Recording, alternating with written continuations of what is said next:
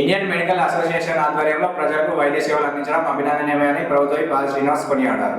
రుద్రంగి మండల కేంద్రంలోని ఉన్నత పాఠశాలలో ఐఎంఏ ఆధ్వర్యంలో ఆదివారం ఉచిత వైద్య శిబిరాన్ని ఏర్పాటు చేయగా ముఖ్య అతిథిగా ప్రభుత్వ బాల శ్రీనివాస్ హాజరై ప్రారంభించారు. ఈ సందర్భంగా ఐఎంఏ ఆధ్వర్యంలో ప్రభుత్వను సన్మానించారు.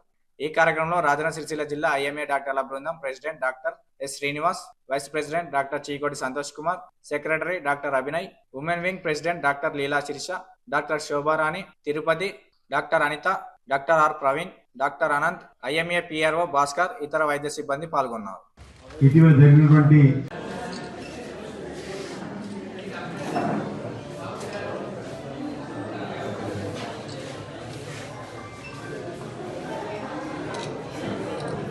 ఇతర డాక్టర్ల బృందం, భాస్కర్ గారు, అదేవిధంగా గ్రామానికి సంబంధించినటువంటి మిత్రులు, ఇటీవల మార్కెట్ కమిటీ చైర్మన్ ఎంపిక తిరుపతి గారు, అదేవిధంగా మీనాయ్ గారు తరఫున సామాజిక రుగ్మత రూపుమాపడానికి కానీ, సాంఘిక దురాచారం రూపుమాపడానికి కానీ, ఆరోగ్యమే మహాభాగ్యమని ఏదైతే గ్రామీణ ప్రాంతాలు ఉన్నటువంటి పట్టణ ప్రాంతంలో ఉన్నటువంటి ప్రజలకు ఆరోగ్య సూత్రాలను పాటించడంతో పాటు ఎవరైనా అనారోగ్యానికి గురైతే వారికి ఫ్రీగా హెల్త్ చెకప్లు చేస్తూ వారికి ఉచితంగా మందులు ఇచ్చేటువంటి కార్యక్రమాన్ని, పేదలకు ఏదైనా ఇంక ఇతరత్ర వ్యాధులు వస్తే మేము సైతం పేదలకు ఉచితంగా వైద్యాన్ని అందివ్వడానికి కూడా సిద్ధంగా ఉన్నామనేటువంటి ఒక మాట చెప్పేటువంటి క్రమంలో మరి హెల్త్ క్యాంపులు ఏర్పాటు చేయాలని చెప్పే ఒక ఆలోచనకు వచ్చినప్పుడు నన్ను సంప్రదించినప్పుడు రుద్రంగిలో నేను మొదటి క్యాంపును హెల్త్ క్యాంపును పెట్టుకొని ఈ జిల్లాలో అన్ని ప్రాంతాల్లో కూడా